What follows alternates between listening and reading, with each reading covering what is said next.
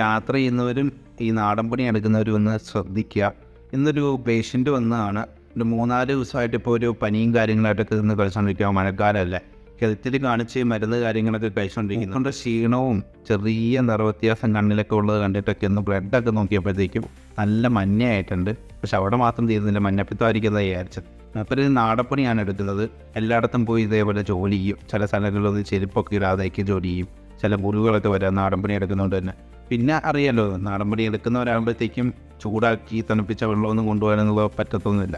അപ്പോൾ പണിയെടുക്കുന്ന വീട്ടിലൊക്കെ പൈപ്പൊക്കെ ഉണ്ടെന്നുണ്ടെങ്കിൽ പച്ചവെള്ളം എടുത്ത് കുടിക്കുക, പൈപ്പിൽ നിന്ന് കണക്ട് ചെയ്യുന്ന അങ്ങനെയൊക്കെ. സാധാരണ വയറുപ്പനി പോലെ ഊപ്പർക്ക് വന്ന ഈ സാധനം കിഡ്നി ലിവറിലോട്ടൊക്കെ പെട്ടെന്ന് എത്തി അതും ഡാമേജ് ആയ അവസ്ഥയാണ്. എലിപ്പനിയായിരുന്നു സംഭവം. അപ്പോൾ എല്ലാവരും ഒന്ന് ശ്രദ്ധിക്കുക. ശരീരത്തിൽ എന്തെങ്കിലും ഒരു മുറിവോ കാര്യങ്ങളൊക്കെ ഉണ്ടെന്നുണ്ടെങ്കിൽ ഈ മഴക്കാലത്തൊക്കെ അതൊക്കെ ആയിട്ട് പണിക്കൊക്കെ പോകുമ്പോൾ ഇതുപോലെ ഇൻഫെക്റ്റഡ് ആയിട്ടുള്ള വെള്ളമോ കാര്യങ്ങളോ കോണ്ടാക്റ്റ് വന്നു കഴിഞ്ഞാൽ അതോടെ ആ ഒരു ഇൻഫെക്ഷൻ കിട്ടും. 2 ഇതേപോലെ പണിയെടുക്കുന്ന വീട്ടിലൊക്കെ ഉള്ള കിണറ്റിൽ നിന്നുള്ള വെള്ളവും പൈപ്പിൽ നിന്നുള്ള പച്ചവെള്ളമോ കാര്യങ്ങളൊക്കെ ഒന്നും കുടിക്കാതിരിക്കുക. അപ്പോൾ 2 കാര്യങ്ങൾ ശ്രദ്ധിക്കുക.